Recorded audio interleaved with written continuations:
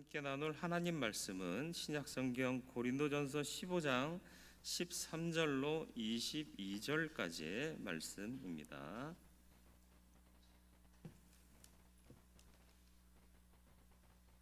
고린도전서 15장 13절로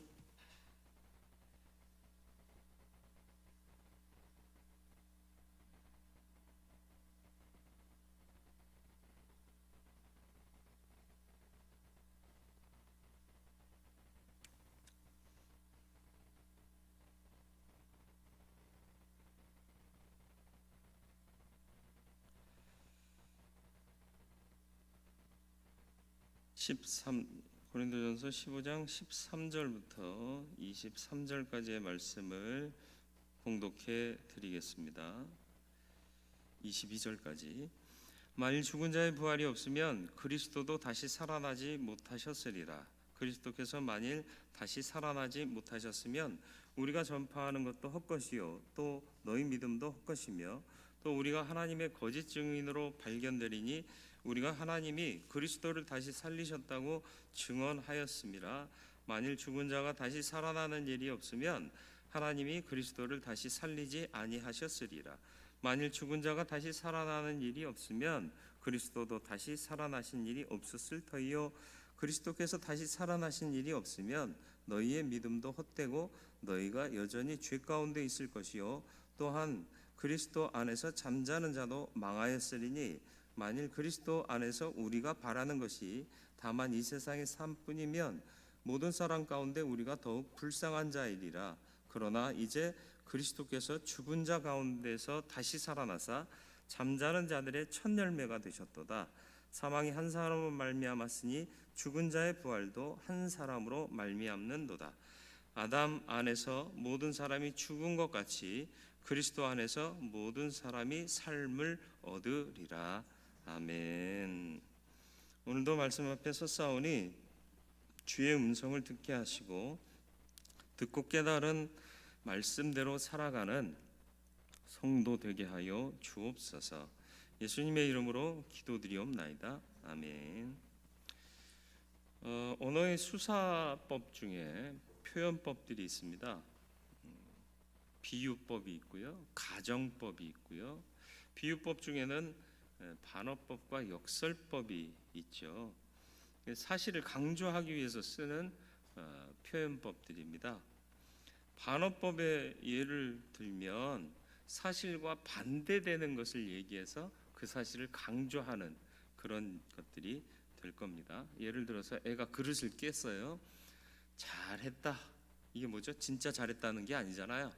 이게 반어적인 표현이 바로 이런 데 있는 거고요.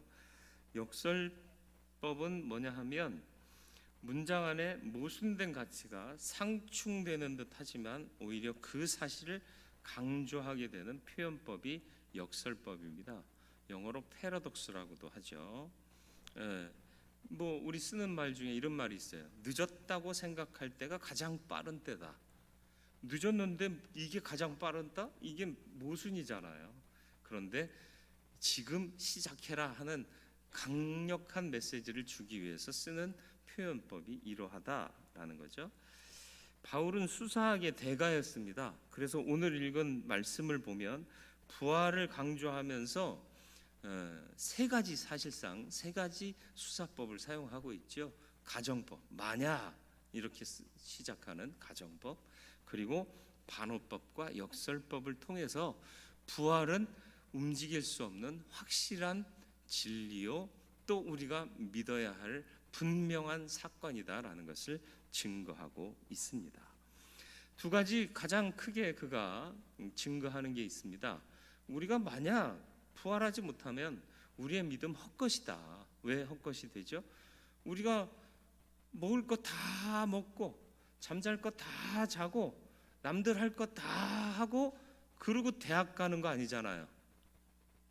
그리고 천국 가는 거 아니잖아요. 예를 들자면 비유하자면 그런 거예요. 우리는 절제해요. 그래요. 꽃 피고 새우는 때에도 우리가 마음껏 자연을 즐긴 적이 있나요? 꼭 그 사순절에 걸려가지고 가도 되나 말아야 되나 이런 거 고민하다가 코로나 아닐 때 가면 그 하루가 그렇게 즐겁지만 않아. 불편하기도 하고 잘하고 있는 건가 하루 내내. 이게 메인 삶이 있어서 그런 거예요. 어디에 메인 삶? 주께 메인 삶. 근데 그게 무의미하지 않다라는 거죠. 만약 그렇게 살았으면 우리는 인생 허비한 거나 마찬가지예요. 부활이 없고 천국이 없다면. 그러나 아니다라는 것을 바울이 말씀하고 있는 거죠. 그리고 가장 중요하게 생각하는 부분이 어디냐 하면 17절과 18절이에요. 그리스도께서 다시 살아나신 일이 없으면 너희의 믿음도 헛되고 너희가 여전히 죄 가운데 있을 것이요 또한 그리스도 안에서 잠자는 자도 망하였으리니. 그렇습니다. 그리스도인들의 삶은 망하지 않습니다. 망했다. 아유, 왜 그런 말씀을 하세요?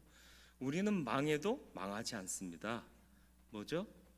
영원한 생명이 우리에게 보장되어 있기 때문에 그렇습니다.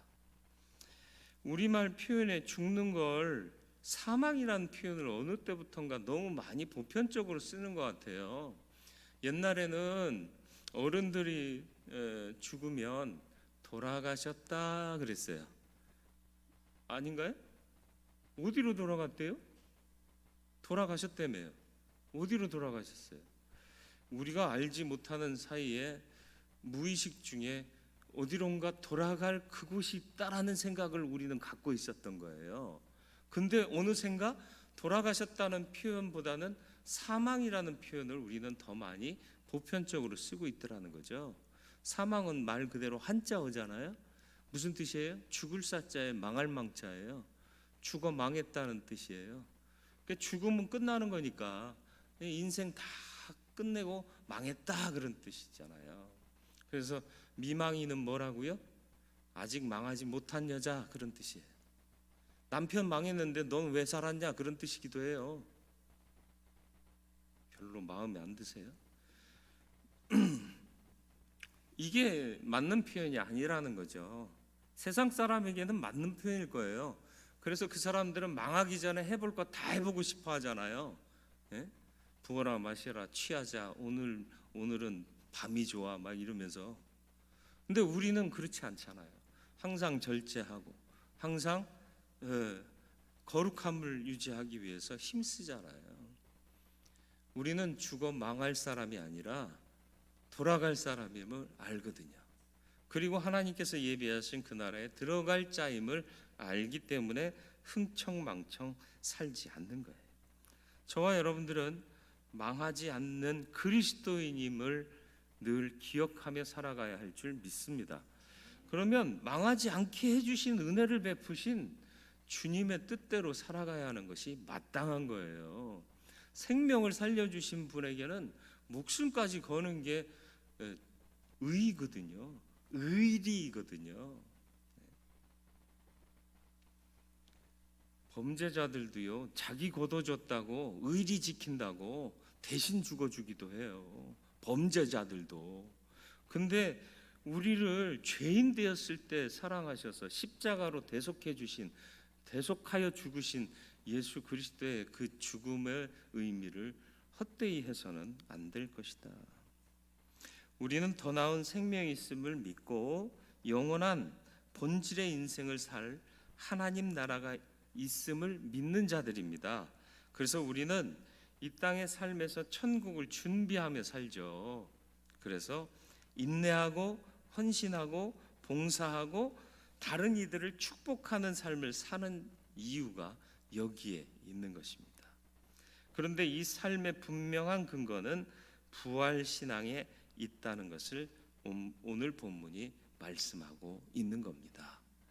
망하지 않는 삶을 사는 사람들은 소망이 있기 때문에 인내, 헌신, 봉사, 축복하는 삶을 살 것이다. 저와 여러분들의 삶이 이와 같이 되기를 축원합니다.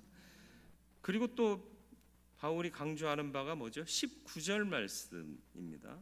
만일 그리스도 안에서 우리가 바라는 것이 다만 이 세상의 삶뿐이면 모든 사람 가운데 우리가 더욱 불쌍한 자이리라. 다시 말하면 미래에 영원하고 참 가치 있는 삶이 있다라는 얘기죠. 우리가 바라보는 삶이, 소망하는 삶이 이 땅만의 삶이라면 의미 없다, 그런 뜻이에요. 이 구절을 진지하게 좀 차분히 살펴볼 필요가 있어요. 잘 보시면 다만 이 세상의 삶뿐이면 이라는 표현이요. 이것뿐이면, 이것뿐이냐, 이런 표현 잘 쓰잖아요. 야, 너 가진 게 이것뿐이야? 뭐예요? 이것밖에 없느냐라는 뜻이에요. 이것도 갖고 있는 거예요.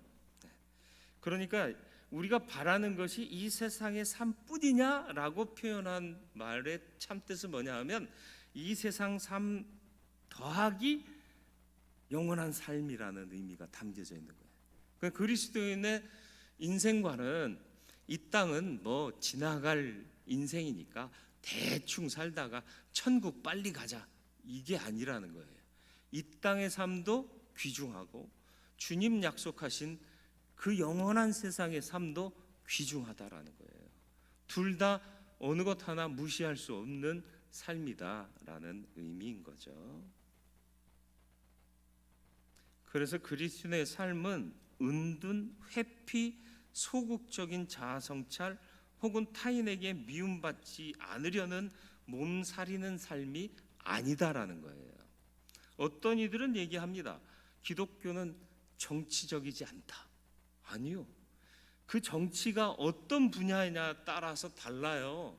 하나님 나라의 정신을 훼손하고 많은 사람들의 영혼을 빼앗아가는 악한 정치라면 그리스도인들은 막아야 되는 거예요. 우리나라 역사 속에서도 일제가 식민 정책을 펴면서 우리나라를 침범했잖아요. 그리고 말도 안 되게 사람들을 혹독하게 대하고 착취했잖아요. 그때 그리스도인들이 일어난 거예요. 독립운동했잖아요. 수많은 그리스도인들이 이 일에 적극적으로 참여했습니다. 조국의 광복을 위해 희생한 사람들 중 수많은 그리스도인들이 있었다라는 거죠. 지금도 북한의 체제 속에서도 믿음을 지키며 하나님께 통일과 인권 회복을 위해서 기도하고 예배하는 수많은 그리스도인들이 있다라는 거죠. 목숨을 내걸고 복음을 전파하기 위해서 특별한 선교지에서 복음을 전하는 수많은 선교사들도 있습니다. 우리도 이 일에 직간접적으로 참여하는 자임을 우리는 잊지 않아야 할 것입니다.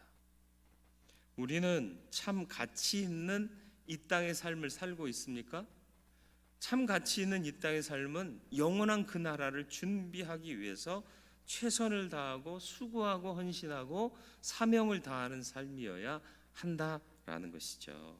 그래서 이어질 참된 세상, 영원한 세상을 준비하며 살아가는 것이 이 땅을 우리에게 축복으로, 복으로 주신 하나님의 뜻이다. 천국을 준비하는 믿음으로 사는 영원한 참 가치 있는 삶을 바라볼 수 있는 믿음의 사람들이 되시기를 축원합니다. 믿는 자는 망하지 않습니다. 무엇을 믿는 자? 부활을 믿는 자. 부활을 통해 영생으로 이어져 있는 생명의 과정을 예수 그리스도의 희생을 통해 우리에게 은혜로 주시고 또 값없이 주셨다는 사실을 믿는 자들은 망하지 않습니다. 그리고 또 영원하고 참 가치 있는 삶을 바라보며 지금의 삶도 유의미하게 성실하게 사는 그리스도인이 되어야 할 줄로 믿습니다. 그래서 십자가를 지시고 온갖 수모와 고통을 당하시면서 죄를 사하시고 그것으로 끝난 것이 아니라 부활하셔서 우리의 산 소망이 되어주신 부활의 첫 열매 되신 예수 그리스도를 분명하게 믿는 저와 여러분들의 믿음이 되기를 주님의 이름으로 축원을 드립니다. 거룩하고 자비로우신 아버지 하나님, 부활의 참 믿음이 확고하여 흔들리지 않기를 바랍니다. 세상 어떤 고난도 우리를 어찌할 수 없는 것은 우리가 사망을 이기는 자 되었기 때문입니다. 믿는 자는 절대 망하지 않습니다. 이 믿음으로 오늘을 성실하게 살기를 소원합니다. 영원하고 참 가치 있는 삶을 바라보면서 지금을 그 나라를 준비하는 삶으로, 사명의 삶으로, 헌신의 삶으로, 사랑으로 섬기는 삶으로 살아낼 수 있는 참 그리스도인 되게 하여 주시옵소서. 예수 그리스도의 이름으로 기도드리옵나이다. 아멘.